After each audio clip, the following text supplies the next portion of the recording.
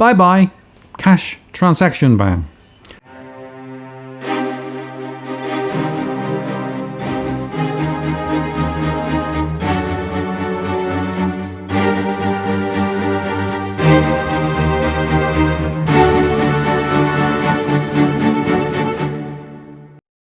Hello again, it's Martin North from Digital Finance Analytics, one of the latest posts covering finance and prop news with a distinctively Australian flavour.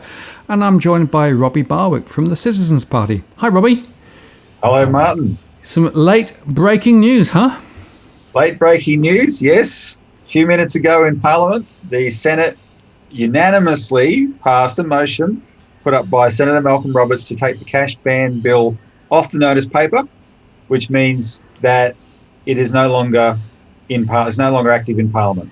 Yep. And it can't come back until the next Parliament, unless they do something really nefarious. But there's no point. This is a victory for the huge effort we put in over the last 12 months to stop this thing, and it shows we can.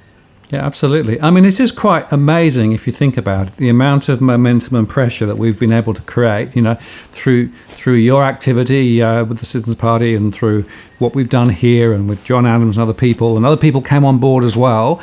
The thousands and thousands of voices that actually all hit Canberra right through the process. It shows you that democracy really does have teeth. Sure. At the end of the day, these politicians have to get elected, and they're always the language they all know is numbers, right? How many votes they're going to get. So there's plenty of pressure groups that put pressure on in different ways, and they have a certain effect. But the bigger it is, the greater the impact it's going to have. And this got big. I mean, in our experience, we've never seen anything like the outpouring of outrage over this policy, and it went huge, right? And most importantly, it wasn't just people expressing their opinions on Facebook. They made submissions, right? They made phone calls, and we got a process. We intervened in what was going to be, well, let's see, it was late July 2019 that the bill was put up on a Friday afternoon. When we got wind of it, remember I've told this story before, some bloke in a bank in Tunisia who monitors anti-money laundering issues notified a person in Australia here, Helen Edwards, who notified John Adams, who notified me, and then a big campaign was launched.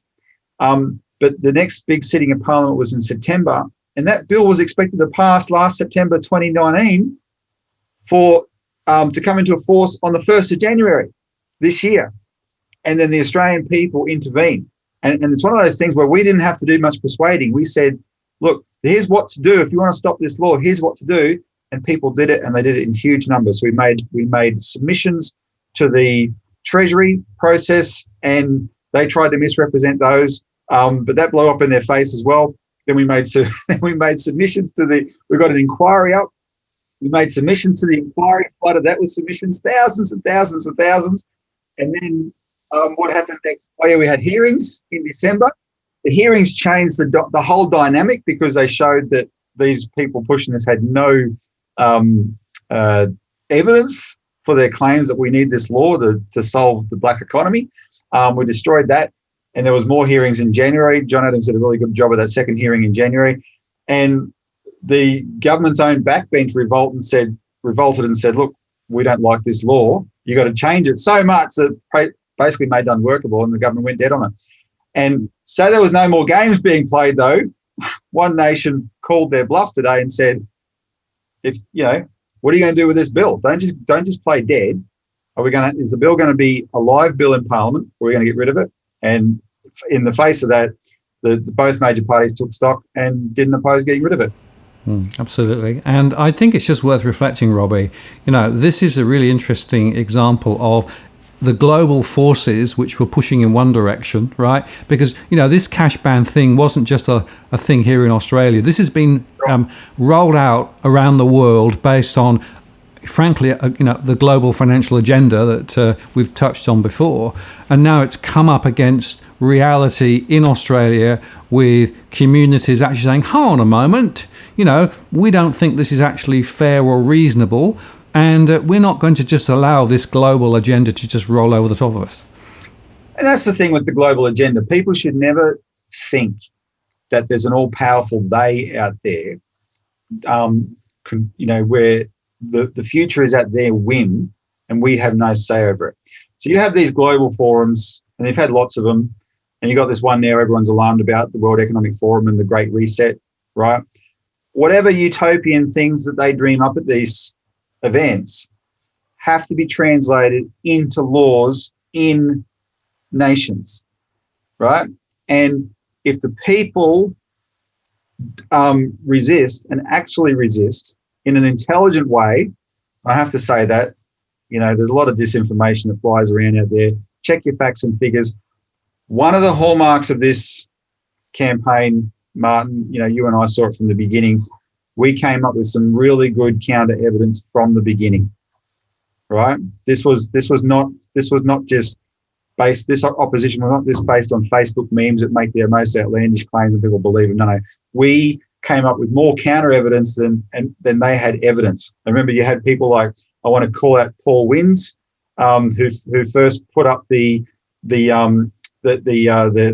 work from the German professor that showed that cash did not improve the black economy, right, which was a big claim of this law. Melissa Harrison, the investigative researcher in Western Australia, she showed what the Reserve Bank had been pushing with this new payments platform, right, and really showed why KPMG was playing such an aggressive role in pushing this. And then that kind of information became invaluable. I remember in Parliament, showing these members of Parliament, and you're putting real evidence and counter evidence to them that they hadn't seen before, right? And when you get to do that, it's not a one-sided fight. But the reason we're having those meetings is because so many people had spoken up. Can I compare it to the bail-in thing? Because this week, the Senator Malcolm Roberts bail-in law was voted on and didn't pass, right?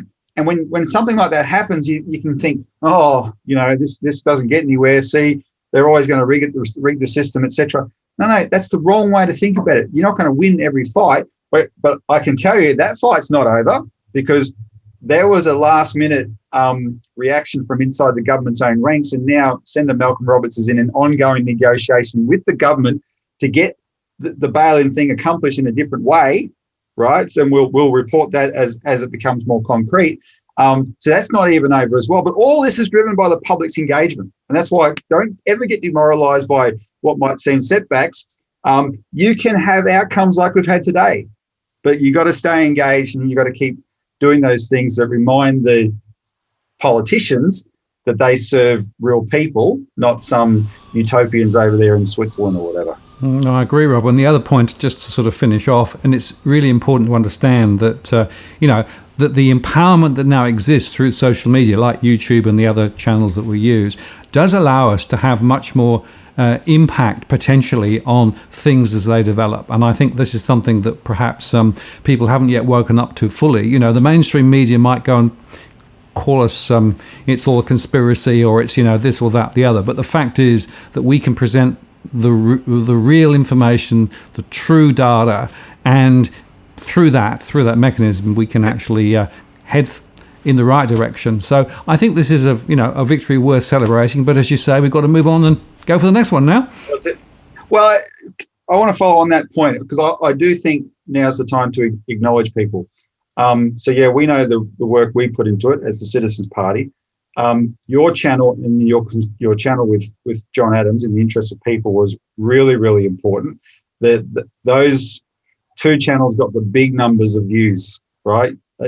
Has anyone broken your or my record yet? No, we're about 180,000, I think now, Robbie. 180,000 views, our show on the cash ban, and you got huge views with John on interest of the people. Those two channels were incredibly important. But then you got a lot of other people jumped on for all the right reasons. Heisa Says, Nuggets News, another group that's mainly Facebook-based, Bank Reform Now, Dr. Peter Branson, right, piled in a big way. Some smaller ones, our mate Adam Stokes in Canberra, right? I got to meet Adam doing this. The whole Bitcoin community, right, participated. The ATM Industry Association, Taxpayers Alliance, groups got involved, right, and made a very big difference. And the social media was the important medium for that. That said, the early politicians that spoke up were the One Nation guys and Bob Katter, and until they spoke up, remember there was no media publicity for this at all. Once they spoke up, people like Nassim Kadem at ABC reported it, and suddenly the media started reporting it, right? And that mainstream media is still important, but they were responding to the politicians who are responding to the public. That's important.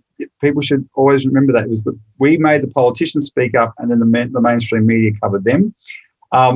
And that news got around through the social media, YouTube platform, right? That's why it was so effective. So, yeah, there's a really great side to this medium, and we know how much the mainstream media lets us down, but use this to as much as we can. Because there are more fights to be had for sure, right? This is not over, but I tell you what, it sends a message.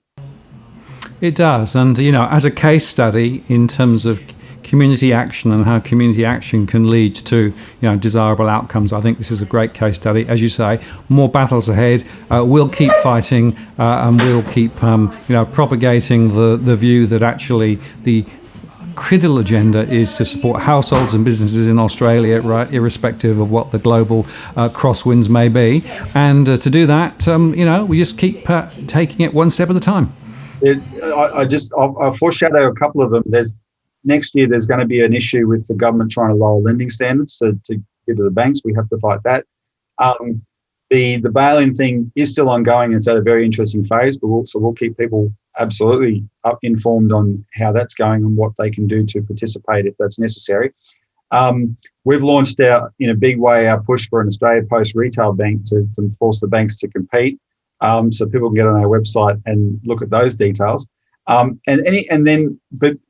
Just back to the responsible lending thing, the banks are scrambling and the financial system's scrambling to look for the cracks that they can squeeze through to get their agenda through, and we have to fight that. We know the banks are pushing. They probably saw this bill was going to be lost, Martin, and they've been pushing aggressively this year to reduce cash use anyway, right? So, and there are things that we can do about that we've discussed before, including the Keep the Change campaign and just telling retailers, no, you have a right to pay in cash. To resist that sort of thing. And so, but there will be other aspects of it, such as what the Reserve Bank may do in this area, right, around a central bank digital currency as a replacement to a cash payment system that we know is being talked about, and we will keep people updated on that, because even then there's things that we will be able to do. And that's a reminder that although we've had this great success, and it is a great success entirely due to the people, right, we're fighting an entrenched vested interest here in the banking system that they're not used to losing, right? So don't be surprised if they hit back. Now, I've been warned that there is an extraordinary possibility, even with this bill, that the government could do the total dirty and somehow find a way to reintroduce it, under a different name or something like that.